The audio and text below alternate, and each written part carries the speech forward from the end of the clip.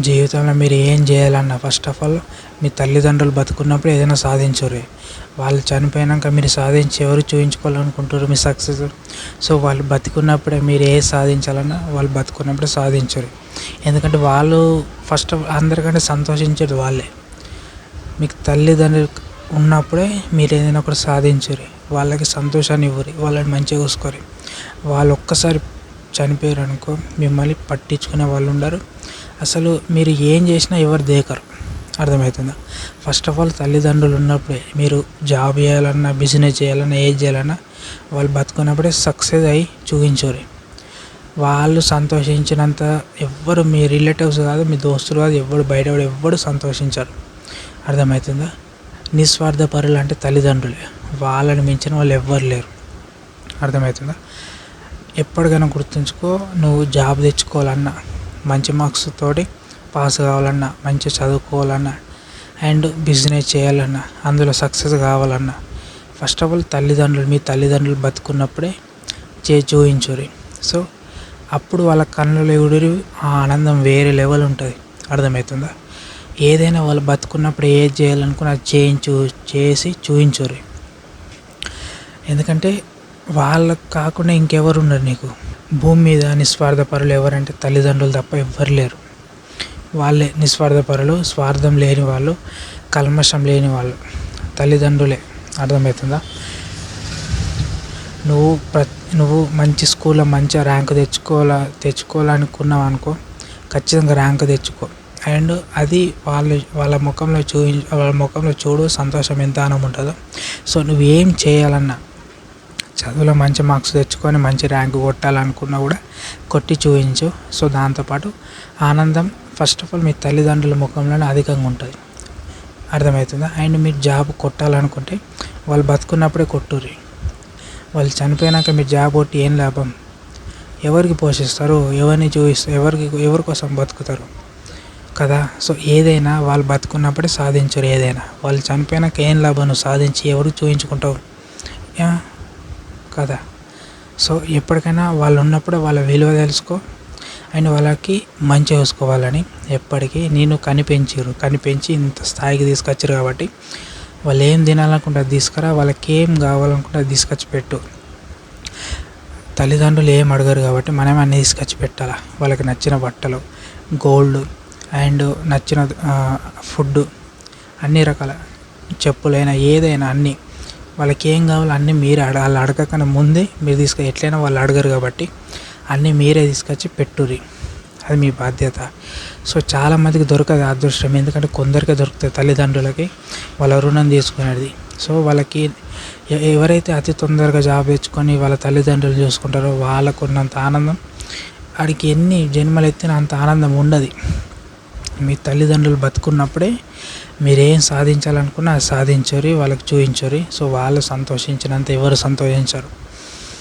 ఒక్కొక్కరికి తండ్రి ఉండడు, ఒక్కొక్కరికి తల్లి ఉండరు, ఒక్కొక్కరికి ఎవ్వరు ఉండరు. సో వాళ్ళు బాధ ఉంటుంది వాళ్ళకి, కానీ చేసుకుంటూ వెళ్ళిపోతారు అంతే. అంటే వేరేళ్ళ తల్లిదండ్రులు వాళ్ళ తల్లిదండ్రులాగా చూసుకొని వాళ్ళు బతికెత్తారు. సో అలాంటి వాళ్ళు ఉన్నారు. సో మీకు తల్లిదండ్రులు బ్రతికున్నారు కాబట్టి సో వాళ్ళని మంచిగా చూసుకోరి. కానీ మీరు కష్టపడి జాబ్ తెచ్చుకోరి, లేకుంటే కష్టపడి బిజినెస్లో సక్సెస్ కానీ బిజినెస్ కూడా మీ తల్లిదండ్రులను ఊకే డబ్బులు అడగకరి. అండ్ మీరే ఏదైనా పని చేసుకొని వచ్చిన డబ్బులతో మీరు బిజినెస్ చేసుకోరి, ఊకే తల్లిదండ్రులను అడగకరి. చాలామంది తల్లిదండ్రులు ఇంటి నుంచి వెళ్ళగొడుతురు. ఎందుకు వెళ్ళగొడుతురు? పిచ్చారా మీకు? చిన్నప్పటి నుంచి మిమ్మల్ని కని పెంచి అందుకేనా? తిట్టని కొట్టని ఏమవుతుందిరా? అంత భారం అయిపోయారా తల్లిదండ్రులు? అరే ఏం మనుషులరా బాబు. అది కరెక్ట్ కాదు. ఎప్పటికైనా గుర్తుంచుకో.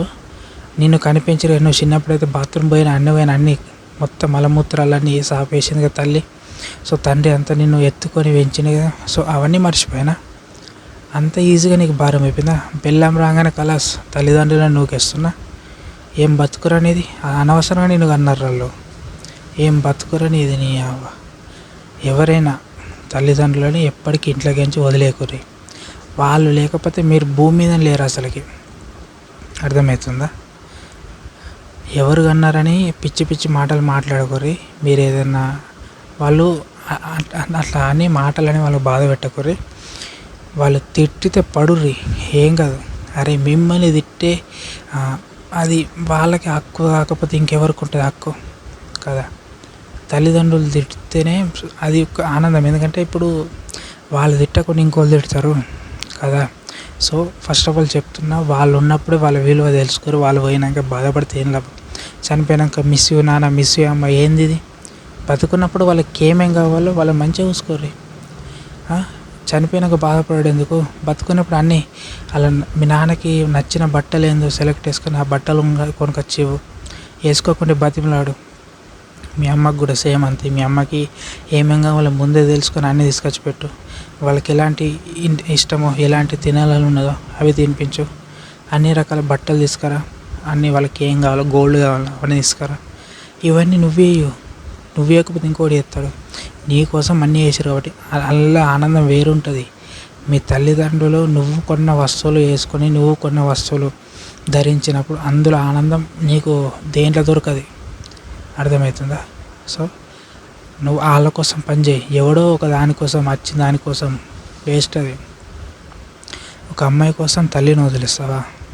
ఏం బతుకురని ఇది, పందికి లెక్క కన్నారా నేను, అనవసరంగా కన్నాను నేను.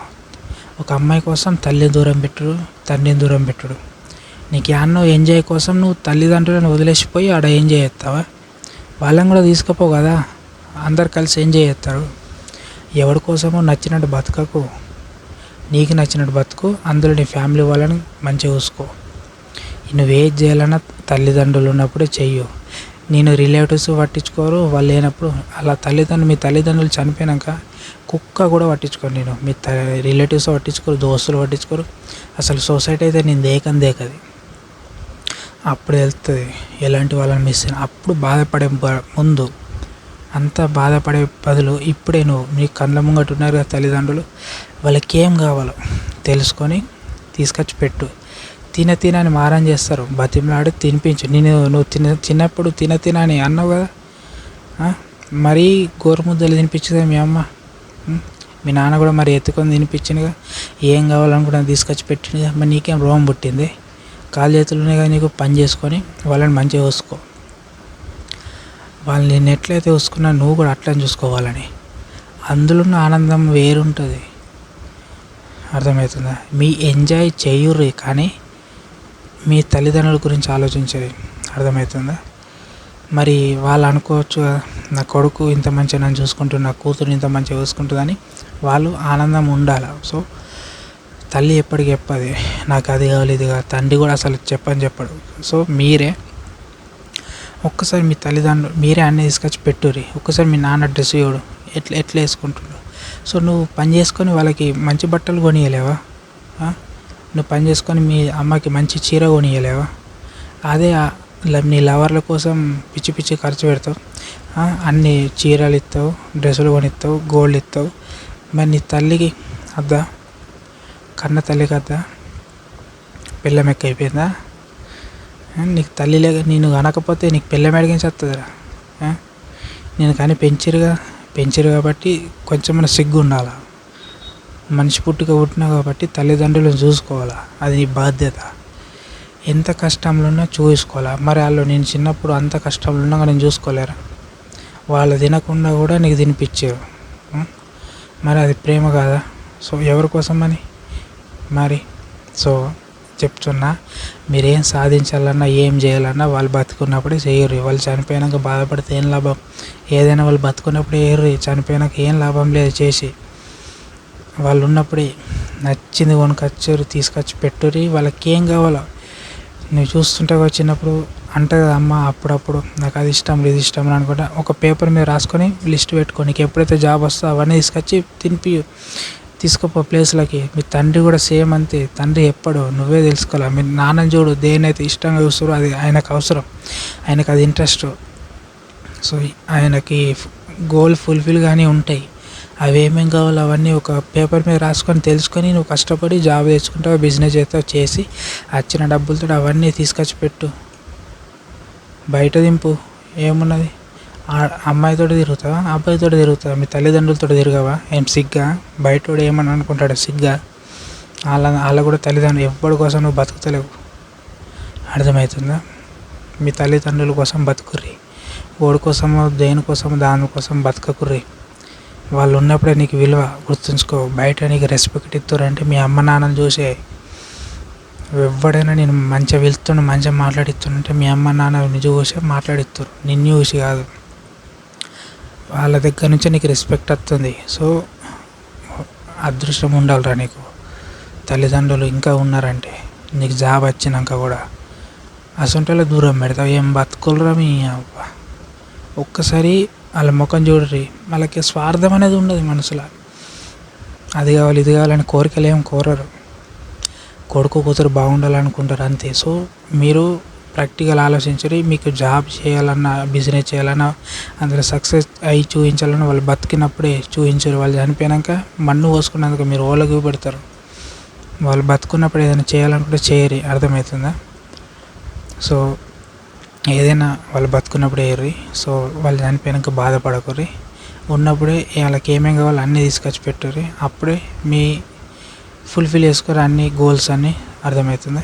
వాళ్ళని మంచిగా చూసుకొని ఇంట్లోకి నూకేకుర్రి. ఏం మనుషులు రా అవ్వ.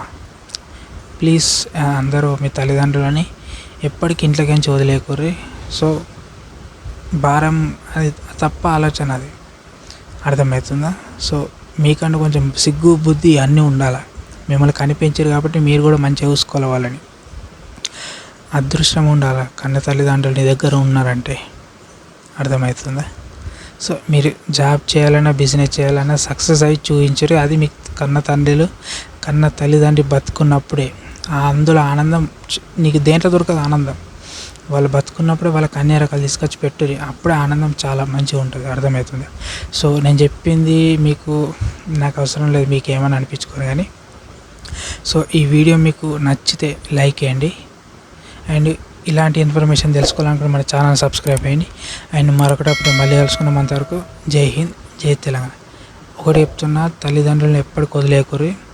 వాళ్ళు ఎలాంటి స్థితిలో ఉన్నా గుర్తుంచుకోరి. వాళ్ళకి ఎవ్వరు లేరు చూసేవాళ్ళు, మీరు తప్ప. పెళ్ళం వచ్చిందని వదిలేకుర్రి ఎప్పటికీ. మీ కన్న తల్లిదండ్రులు వాళ్ళు లేకపోతే నువ్వు లేవు, గుర్తుంచుకో. వాళ్ళని ఎంత ఘోరంగా అయితే నువ్వు బాధ పెడతావు అంత ఘోరంగా నువ్వు కుక్క సావేస్తావు, గుర్తుంచుకో. ఎవరైనా తల్లిదండ్రులు ఎంత బాధ పెడతారో అంతకు మించి చేస్తారు వాళ్ళు. ఎవరైతే అంత బాధ పెడతారో తల్లిదండ్రులని, అది ఖచ్చితంగా కర్మ ఖచ్చితంగా ఉంటుంది. గుర్తుంచుకోరు. జోగ్గా అది నిజం.